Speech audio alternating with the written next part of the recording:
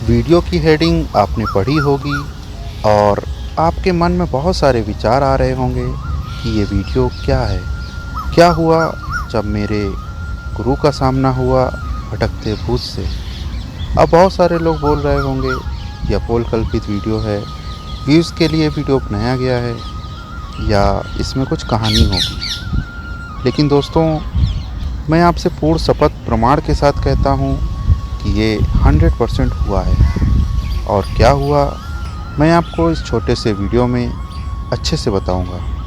और अगर आपके साथ भी या आपके गुरुदेव के साथ या आपके किसी गुरु भाई के साथ ऐसा कुछ हुआ है तो हमें कमेंट में बताना। पूरी घटना नहीं लिखना, बस केवल इतना लिख देना, हाँ हुआ है, काफ़ी है। दोस्तों, ये जो पृथ्वी है ब्रह्मांड के एक कण के बराबर भी नहीं है।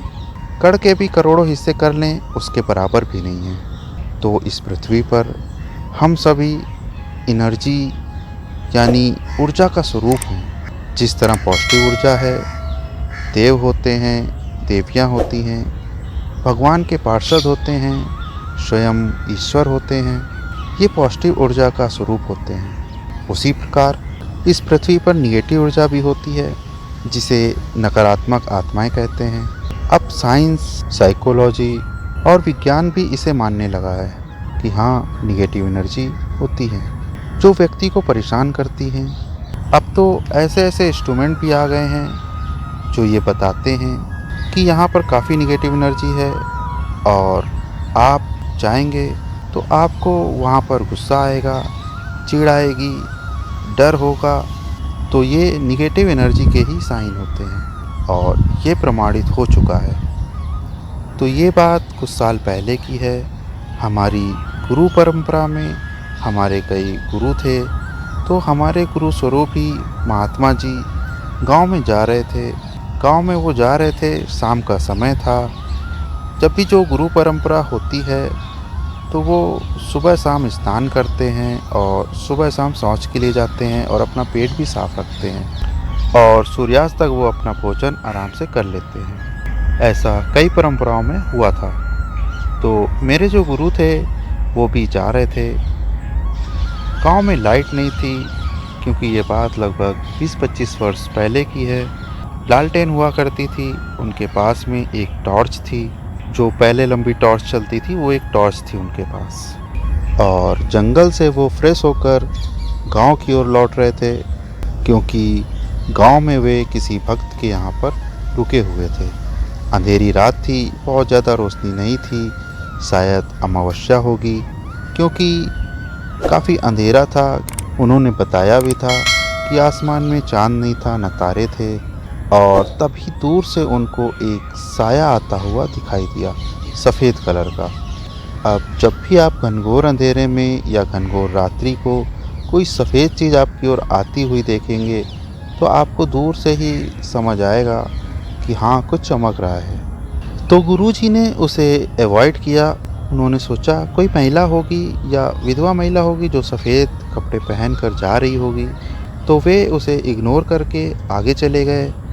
जब वो सीधा जा रहे थे तो वो महिला राइट साइड से आते हुए दिख रही थी उनको। दूर से उन्हें दिख रही थी तो उन्होंने सोचा कोई महिला है, जा रही होगी, कोई बात नहीं है। जो भी साधु महात्मा होते हैं, कहीं गांव देहात में जब किसी स्त्री को देखते हैं तो सर नीचे करके आगे बढ़ जाते हैं। थोड़ा दूर जब वो चले, जब 20 कदम, तो देखा कि वही स्त्री उनके आगे थी।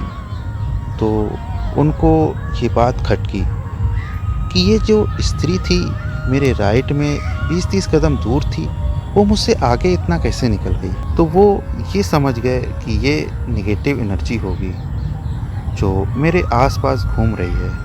उन्होंने फिर भी कुछ नहीं बोला और वो आगे चलते रहे। फिर एक ऐसा समय आया कि वो बिल्कुल उनके 3-4 कदम आगे आकर खड़ी हो गई।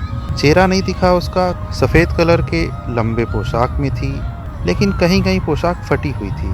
तो गुरुदेव ने तेज आवाज़ में, कड़क रौबदार आवाज़ में कहा, क्या चाहते हो? परिचय नहीं पूछा, सीधा पूछा क्या चाहते हो। तो वो बोल नहीं पाया। जब भी कोई सात्विक, तपस्वी, महापुरुष नाम जब साधक ध्यानी साधक होगा तो वो निगेटिव एनर्जी कभी बोल नहीं पाएगी, निगेटिव शक्ति उसके सामने बोल नहीं पाएगी। तो उन्होंने एक दो लाइन हनुमान चालीसा की पढ़ी। उन्हें हनुमान चालीसा बहुत प्रिय थी। उनका जो मंदिर था छोटा सा उन्होंने बनवाया था, उसमें भी हनुमान जी थे। उन्होंने पढ़ा, भूत पिशाच निकट नहीं आवे, महावीर जब नाम सुनावे। केवल ये दो लाइन बोली। उनको अक्सर हनुमान चालीसा की कुछ लाइनें बहुत पसंद थी। नासै रोग हरै सब पीरा, जपत निरंतर हनुमंत वीरा।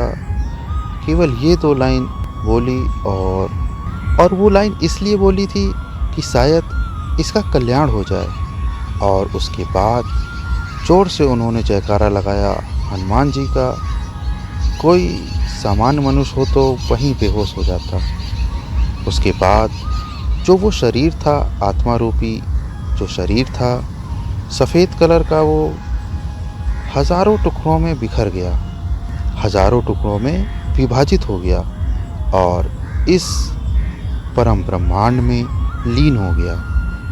शायद तपस्वी के मुख से ये जो लाइन कहने मात्र से उस आत्मा को मुक्ति हो गई। बाद में उन्होंने गांव में बताया तो गांव के लोग बोल रहे थे कि आप उस तरफ क्यों गए थे, आपको उधर नहीं जाना चाहिए, उधर ऐसा होता है।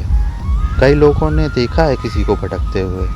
हम लोग भी उधर नहीं जाते हैं रात को सूरज डूबने के बाद। अब आपके मन में आएगा कि अगर गुरुदेव के मुख से मुक्ति मिल सकती है तो हम क्यों नहीं मुक्ति दे सकते हैं। आप भी दे सकते हैं, लेकिन गुरुदेव ने वर्षों तपस्या की है, ध्यान किया है, तप करा है। आप भी ध्यान शुरू कीजिए, जप कीजिए, अपने को संयम और ब्रह्मचर्य से रखिए, तो आपकी वाणी में भी इतनी ताकत आ जाएगी तो आपके मुख से भी कही हुई बात और घटनाएं सत्य हो जाएंगी। वीडियो कैसा लगा हमें बताइएगा। अगर इस तरह के और घटनाओं का वर्णन सुनना चाहते हैं तो हमें कमेंट करके हमें भी मोटिवेट कीजिए कि हम ऐसे वीडियो आपके लिए और बना सकें। धन्यवाद। दोस्तों, अब रेगुलर अपडेट्स के लिए आप हमें इंस्टाग्राम पे भी फॉलो कर सकते हैं। हमारे हैंडल का नाम है मेडिटेशन मिस्ट्रीज। लिंक नीचे डिस्क्रिप्शन बॉक्स में भी दिया हुआ है और ऊपर स्क्रीन पे भी। ऐसे ही वीडियोस हम आपके लिए आगे भी लाते रहेंगे, तो चैनल को सब्सक्राइब करना ना भूलें और बेल आइकन जरूर दबाएं ताकि आपको हमारे रेगुलर नोटिफिकेशंस मिलते रहें। तब तक के लिए धन्यवाद।